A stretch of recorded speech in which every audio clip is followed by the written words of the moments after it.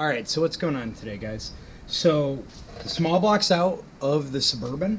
I figured it'd probably be a good time for us to take it apart to see exactly what's going on.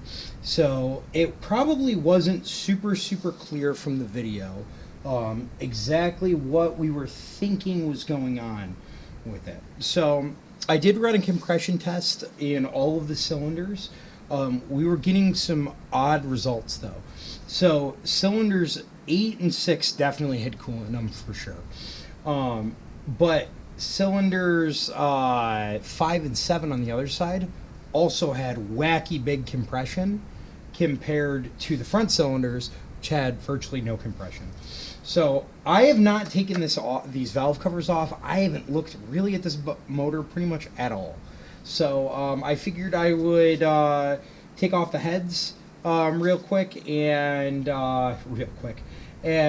see exactly what we have going on with this, and then who knows, maybe we can learn a little bit more and kind of decide what the next step needs to be here. And as you can see, this thing is still nasty, filthy, disgusting, and it's going to drop a bunch of crap all over my nice clean floor.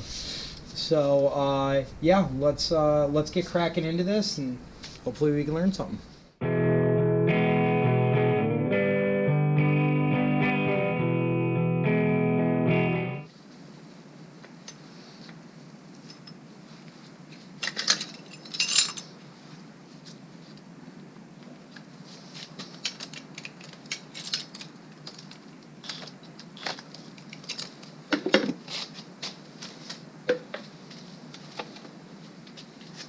Ho ho! Okay, so we do have roller rockers. Oh wow, there's a lot of...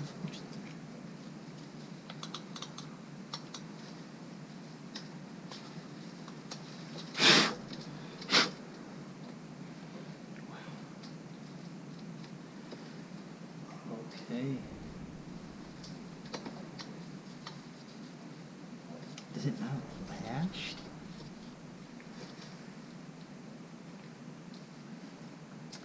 It makes no sense. Look how clean that is. Again, makes 0 sense whatsoever, this motor. I'll put this back on. We need to remove these lines.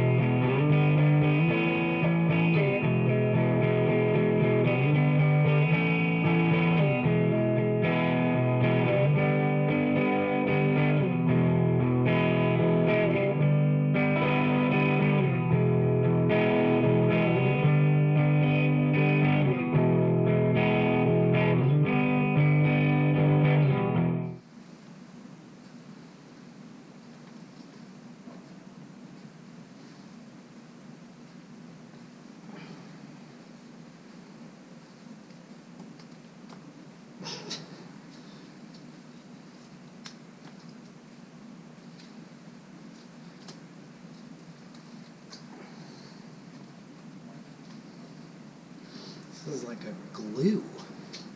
It's weird. It's not even silicone.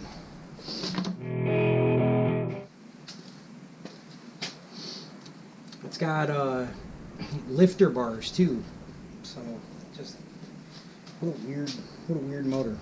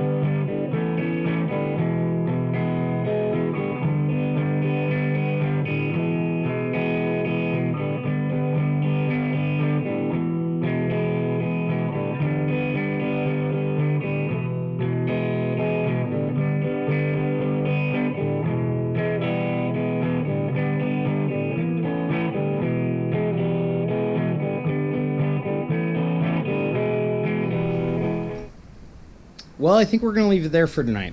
So here's where we stand as of right now.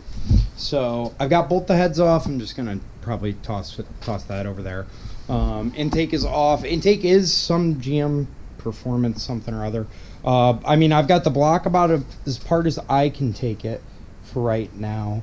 I should take off the crank so that I can take off the timing cover, take a look at the cam. But looking at I pulled out all the barbells. None of them stuck. They were all fine. I've been inspecting the tips of the push rods as well. Again, all fine. I didn't see any obvious issues with the head gaskets. Even the intake gaskets were fine. The only thing that was an issue was me breaking the one when I popped the intake cover off originally. So I have no idea what's going on with this motor that could be causing what was causing it. Now that it is off, now that the heads are off, the motor spins freely. So the only thing that I could think of, because I mean, I removed the trans, and when we remove the trans, we also remove the flywheel, and we've got the spare flywheel on there now. The only thing I could think of is somehow that was jamming everything up, but then again, now that the heads are off, now it's spinning freely. So that would lead me to think of potentially two things. Clearly this motor's had a bunch of work done to it. So I'm wondering, one, if either the valves were not adjusted properly. I could tell that there was a lot of slop in a couple of the roller valve in the valves specifically. You could just feel it. But on top of that, the only other thing I could think of is there's a bad stack up for height, and it was causing some pistons to have more compression than others, probably due to the rings. I've always leaned more towards the idea that this block is either an aftermarket block or it's been reconditioned. I need to do a little bit more digging, but typically speaking, General Motors blocks will either have a number here or potentially here, and I'm seeing a little bit of I can't tell if that's something else there, but usually they'll have one or the other there. Well, actually, hold on, let's investigate a little bit further. So usually they'll have something here, and there'll be an 8-digit code. At least that's what it was for my 84, and it just read it right here. This says T5, and it says CONV1. Oh, hold on. Is it right here? Is it underneath all of what I presume is more dirt?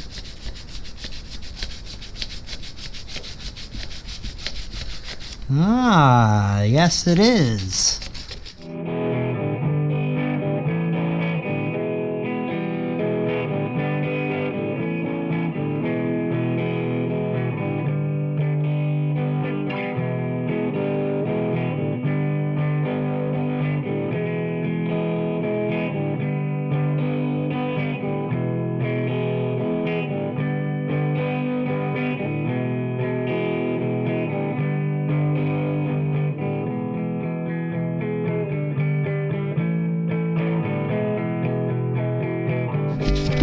Three 30817.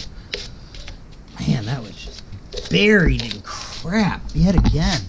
So I haven't seen any other castings, but to be honest, I haven't even looked really at the back of the block a whole lot to inspect it. But yeah, I mean, I'll do a little bit of digging into this number and that number to see if I can at least understand what's going on. But I mean, overall, the block looks really clean for what it is.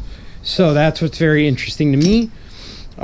Is it just looks like it looks like it's at least had work done to it. So I mean, I'm not really sure. I don't really know what our next step is for right now.